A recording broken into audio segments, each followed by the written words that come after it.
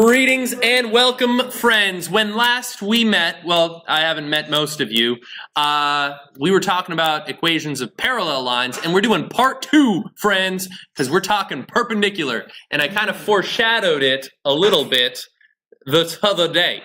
So here it says, write an equation of the line passing through a point that is perpendicular to the line 2x plus y equals 2. All right, so what we're going to do is we're going to work in slope-intercept form. Y equals mx plus b is kind of one of the forms that we can represent the equation of a line in. And I'm going to look for two things. I'm interested in figuring out what is my slope and what is my b value. What's b represent again? The Y-intercept. Yes. So that's what I need to find for my line. Now, their line will have a slope and a Y-intercept. I don't care about their Y-intercept. I care about their slope, however, because I want my slope to be perpendicular to their slope. So before I can figure that out, I've got to figure out what's going on with their slope. What is their slope? I actually don't know yet because their line is not in sloppy intercept form. How could I get this solved for y? What could I do? Subtract 2x from both sides. Yeah, I like it. So y is equal to negative 2x plus 2. So what is their slope? 2.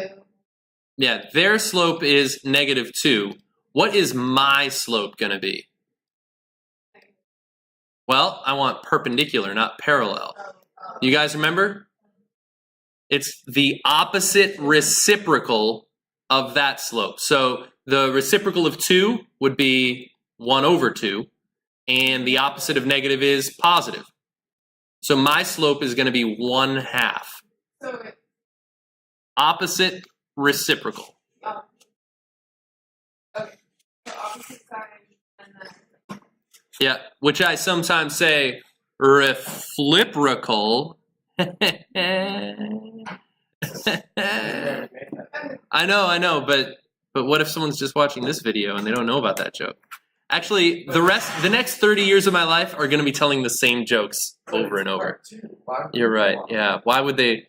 Well, maybe I'm going to release these videos in some sort of like Star Wars style where it'll be, the middle 3 will come out first and then this one. Yeah. Hey, welcome. We're just recording live, but you're welcome to ask me any questions if you want. We're just going over graphing lines, finding a perpendicular line that passes through a point. So guys, we just found the slope, but now I've got to find the y-intercept. Fortunately, they've given us some additional fact. So I found the slope by relating it to their line, and they also told us the point that ours is going to pass through. So if this point is one of the infinitely many that, y1 and x1, that are going to make our equation true, and so what we're going to do is actually plug these values in for x and y. I'll plug in the slope that I just found, and now we will solve for the b, the y-intercept. So let's do that. So I will have 3 equals 1/2 times 2 plus b. And so I plug in what I know and solve for what I don't. So let's simplify this. So 3 is equal to 1/2 of 2 is 1 plus b. And how do I solve for b? Subtract 1 from both sides, and I will get b is equal to 2. All right, actually, I'll write it with our matching color here.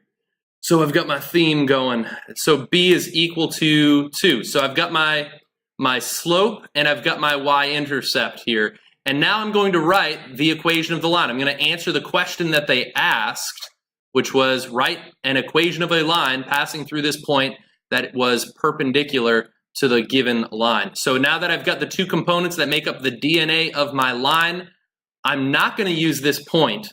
I used it because I already used it to find the y-intercept, but when I'm writing the equation, I don't want to plug those in for x and y. I'm going to leave them generic. So we'll have y equals 1/2 x plus 2.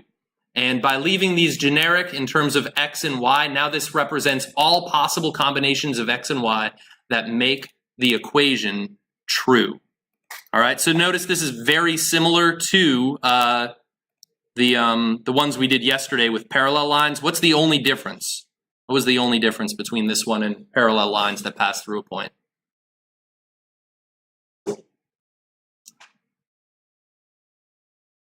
When I found my slope, I just had to do the opposite reciprocal. That's the only difference. The rest of it's the same work.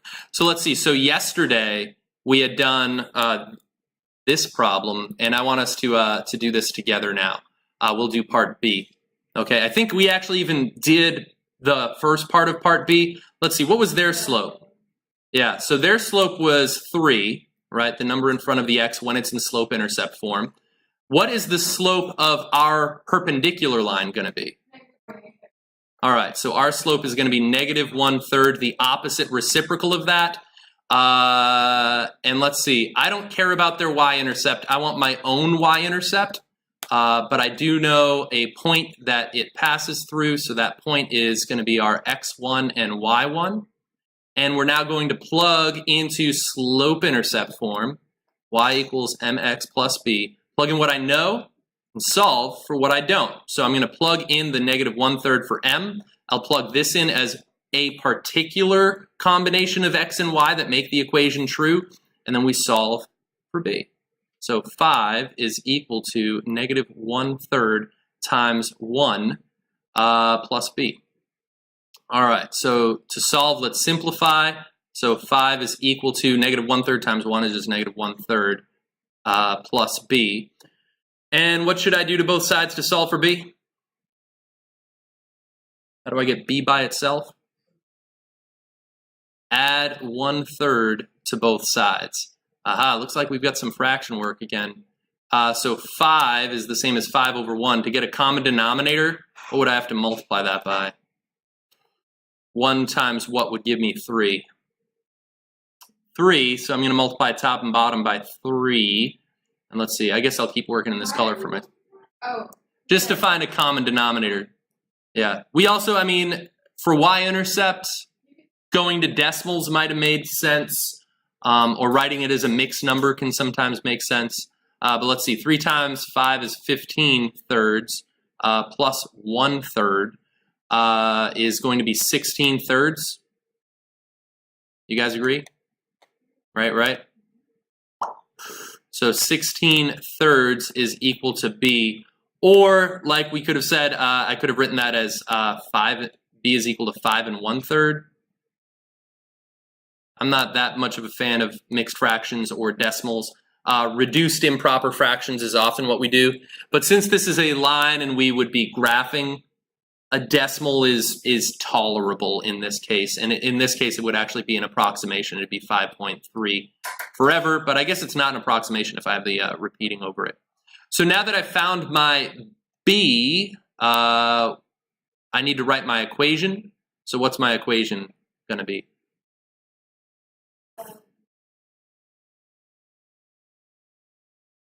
Yeah, so yeah, perfect, right? And whichever version of b you wanted to throw there, you could have. And notice when I write the equation, I leave, once again, the x and the y generic, so it represents all of the points that make that true and not just the particular one that makes it true. All right, so last example, here we go. This has been a 2-day lesson. All right, so example 5. You guys can probably guess where this is going. You could probably figure this out. Even if I just gave it to you like with no instruction right now, I bet you could figure it out. You've got all the tools. This is the boss fight. You just got to like now combine them and take it down. So let's see. Find the distance from the point 1, 0 to the line y equals -x plus 3. Hey, we even have a little graph. Now, if I'm finding the distance from a point to a line, should I measure it like this way? No, that's not the shortest distance from this point to that line. The shortest distance is going to be perpendicular to the line, right? So in order to do this, this is going to be interesting. we're going to have to find the equation of the line that is perpendicular to the given one that passes through this point. All right, so I'm at, yeah, question? So let's see, so step 1, find equation, I guess I'll do lowercase, the equation of the line perpendicular and through the point. Okay, so I'm going to find this line.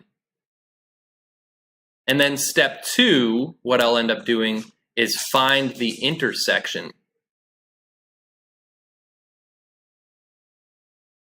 of both lines. Okay, so I'll end up finding, okay, where is that point?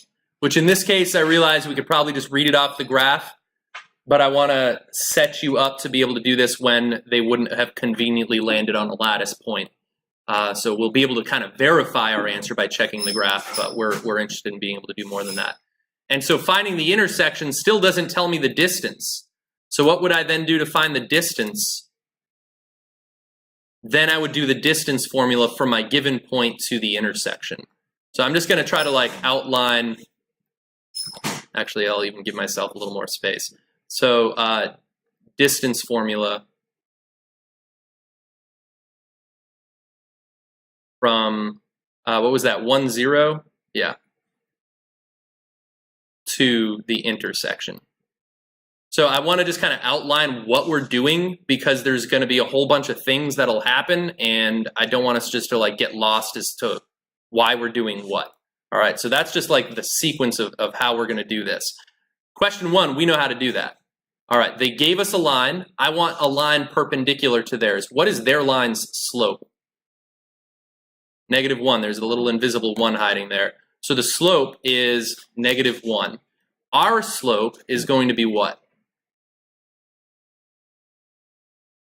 +1. Yeah, the reciprocal of 1 is 1, and then make it opposite. And also notice here you can see that up 1 over 1 will in fact give us the slope of that line. So that makes sense. That checks out. So here's my slope, and now let's find the Y-intercept, which I'm assuming you guys could also look from here and go down 1, backwards 1, and spot the Y-intercept there. But let's pretend that this is a more difficult problem. So what I would do to find my Y-intercept, just like we did the last couple examples, y equals mx plus b, plug in what I know, solve for what I don't. So y, I'm going to plug in 0. Oh, that's everyone's favorite number to plug in there. 1 for m, 1 for x. Wow, this is some nice arithmetic they've given us. And now simplify. Let's see, 0 equals 1 plus b. Solve for b. What do I do? Yeah, subtract 1, and I will end up with b equals -1. Okay, so what is the equation?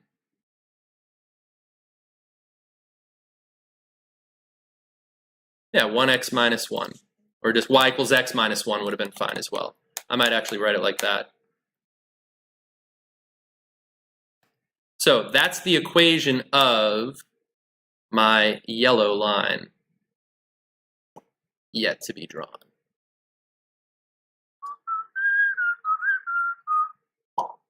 Okay, so next step is finding the intersection. You guys haven't done this since probably, I think it's chapter 5 of Algebra 1, finding the intersection.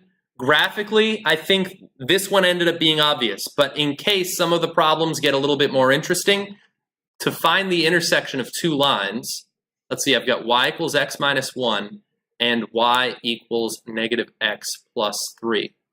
You guys remember solving systems of equations? Yeah. That's the easiest way to do it. You can solve by substitution, in which you solve for one of the equations for one of its variables. And if this is truly equal to y, then I can plug this into y in the other equation. That's the easiest way to do that. We'll do that. There's also linear combinations, or the elimination method, where I could actually add these up and I'd get like 2y equals the x's cancel out. Do you remember this? Yeah, it's coming back to you. We'll do the substitution way. I think that's the easier way to remember anyway. Elimination can sometimes be faster depending on the problem and have less fractions. So I substitute that for y, and now I'm going to solve for x. Notice conveniently I've gone from 2 equations to 1 equation with 1 unknown. So bring the x's together. Oh man, it's like one of those ABC Family Christmas stories when like the divorced mom and dad get back together because the kids set them up. And it's like a Christmas miracle. The exes got back together.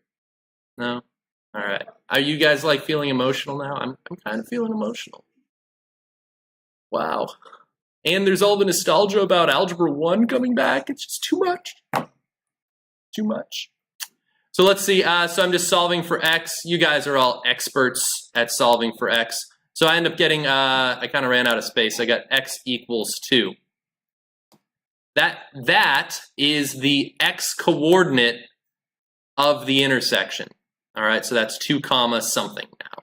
And we already know the y coordinate's going to be 1, but in case it got ugly later, what you would now do is substitute again. If this is equal to, if x is equal to 2, then that means I can plug that in for x there and solve for y, my other variable. So y equals 2 minus 1. Y equals 3. So my ordered pair for the intersection between those 2 lines is 2 comma 3. So 2 comma 3 is the intersection of those 2 lines. And now finally, we're going to calculate the distance. All right, you guys, did you get that down? You guys tracked what happened there? All right. Finally, yeah, this is a long problem. How would we have ever done this in one day? It's just crazy. It's crazy. So, distance formula. You guys got the tattoo of it on your arm? Oh, did I do it wrong? Did I write it wrong? 2 minus 1. Oh, with the save. Thank you so much. Man, that video would have been forever on the internet, bringing shame to the Wadi name. My grandchildren would never have been able to get away. Oh, you're the ones with that guy on YouTube who made that mistake that time, and they'd be like, "Oh man, we're gonna fly to Mars and try to get away from YouTube." Man, shame on the family name. Talking about my great-grandchildren or whatever, being ashamed of the mistake that I made on YouTube that everyone's going to remember me for. So, distance formula. All right. So, read it right off your tattoo on your forearm. Distance is equal to the square root of x2 minus x1 all squared plus y2 minus y1 squared. Guys, we're in the home stretch. This is so great. And so, I've got distance is equal to the square root. It's not a bad idea to label these. I'll call that x1, y1, and x2, y2 maybe. Actually, this problem's been so long. Did I already use? Well, no, I didn't label them up here, but I guess I probably I would have labeled this x1, y1, so at least I would have been consistent in my names. And, whew, all right. Let's bring it in. Let's bring it in with energy. Finish strong here. X2 is 2 minus x1 is 1 all squared plus y2 is 1 minus 0. I don't know why I have a comma there. Minus 0 all squared. Simplifying 1 squared plus 1 squared is equal to square root of 2. Which is approximately 1.414 non-repeating decimal. It's an infinitely long, it's irrational, infinitely long non-repeating decimal. Like if this was on the test, what would you want your decimal number? Well, I'm cool with this, but if this was like, if this was a problem that said, you are sailing here and you're this far from the coast, like what's the actual distance in nautical miles? Then you would have like used decimals because no one's going to say the square root of 2 nautical miles. You know, like, so we'd say like 1.414 nautical miles. Something like that. All right. So there we go, guys. We did it. All right. Wow. You can really get this person tough. This is awesome. This is awesome. All right. Have a good day, internet friends.